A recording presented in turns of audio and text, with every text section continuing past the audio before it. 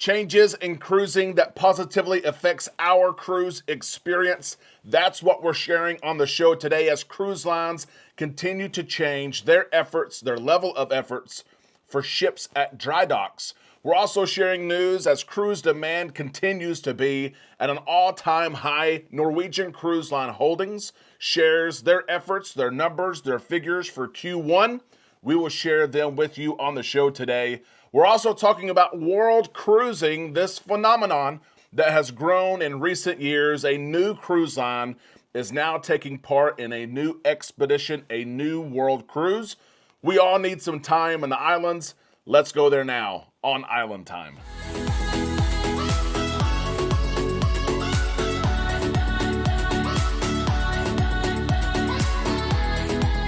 A big happy Thursday to all you Islanders. We hope that you're having a great day. We are on Island Time. I am Derek. Let's drop our anchors and take some time to relax in the islands together. We all need it, no matter if you're watching us at lunch. Maybe you've finished your day of work. You're watching us at home. We need some time to spend together, to unplug, to talk cruising. It's nice to be home from Tampa. We're going to mention Tampa in regards to cruising on the show today, here in just a little bit. Amanda and I, we're planning, though, for June. We have our big trip in July, the Sun Princess, Europe. It's going to be fun for 2 weeks, but we need something for June. Is anyone else still summer planning, trying to figure out what you want to do? Maybe it's cruise related, maybe it's not cruise related. Are we the only ones in this boat? Or maybe ship. Maybe we decide we go on a ship for the month of June and this summer. Let us know if you're still doing your summer planning, whether it's cruising or not, in the comment section below. Let's jump right into the cruise news. We're talking about investments. We're talking about money. We're talking about a change in the cruise industry that we're seeing not just with one cruise line, but across the entire industry. It's a change that positively affects the cruise experience. We knew we would get here eventually, but we're starting to see it dry dock after dry dock. The Carnival Legend is the next ship to enter dry dock. She's there until May the 29th. She will sail in Europe after she leaves dry dock, and then later this year, she's going to head to Tampa, Florida, where I know many of you are excited to sail on her.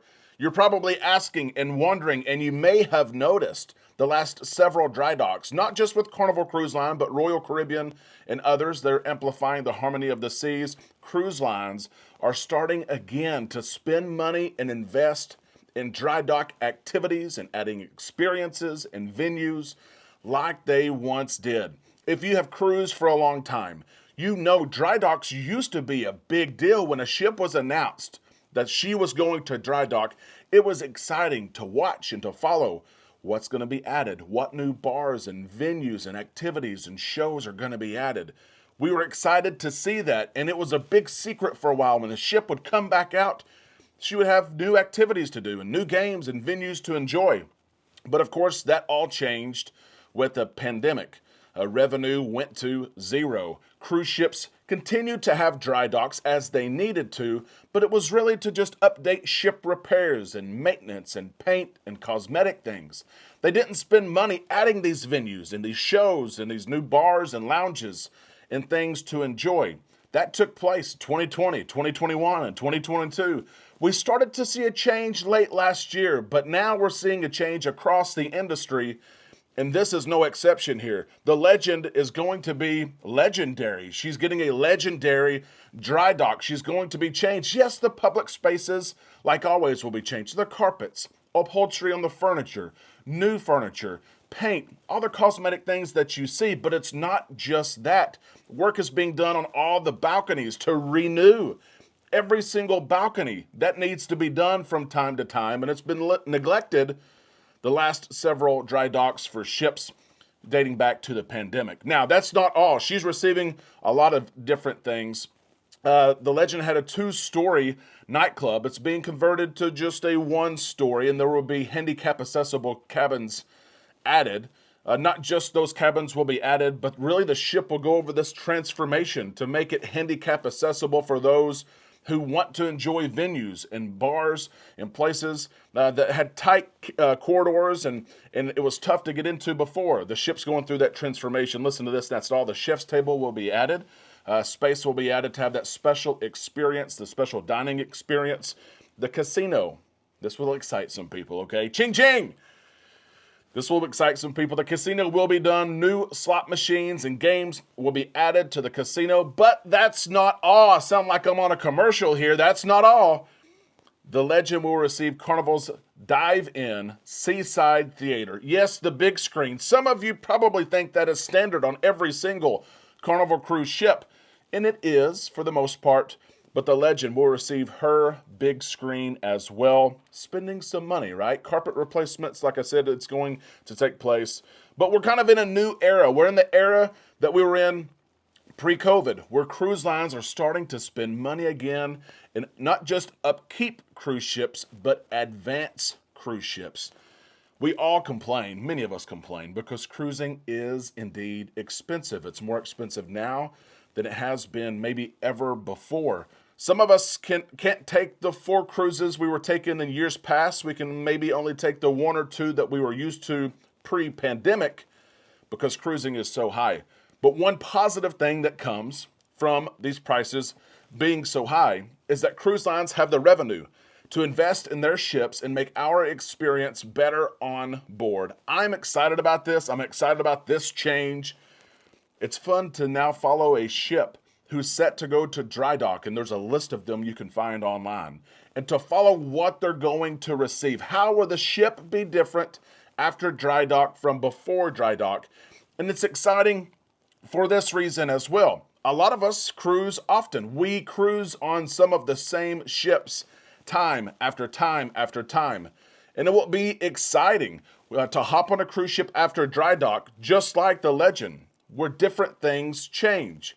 The Heroes Tribute Bar will be added, and lounge on the Legend as well. So go on a ship before dry dock, you go on a ship after dry dock, and there's new things to experience. We're excited about this. We hope that you are as well. Let me ask you this, because I see this from time to time on social media. A passenger will get on a cruise ship. They don't know that that cruise ship is set to go to dry dock. Maybe that's the last cruise. Maybe it has 1 more month before it goes to dry dock. And they post all these comments. The ship was in terrible condition. The ship looked like she needed some tender love and care, some old TLC. And they come back and they have a negative review. They have a negative experience. They say, I don't know if I'm a cruiser. When really, if they would have researched, when is that ship going to dry dock? When did it last go to dry dock? That may have made a difference in their booking process. Do you look at dry dock schedules before you book your cruise? Let us know in the comments section below. You need to look at those schedules so you make sure you have a ship that's in tip-top ship shape. Let us know your thoughts in the comments section below. Let's talk about this right here. Cruise demand continues to be at an all-time high. It is fun to follow earnings reports from cruise lines, whether or not you own stock or not. I know many of you invest in cruise line stocks because there's perks when you travel on board, but it's fun to follow how these stocks are doing. They are still very suppressed from what they were pre-pandemic, but they are on their way up. Norwegian Cruise Line Holdings just reported their Q1 earnings for 2024, and they were, of course, spectacular. Royal Caribbean Group has been leading these earnings and beating every single estimate, every single bar. They're shooting it through.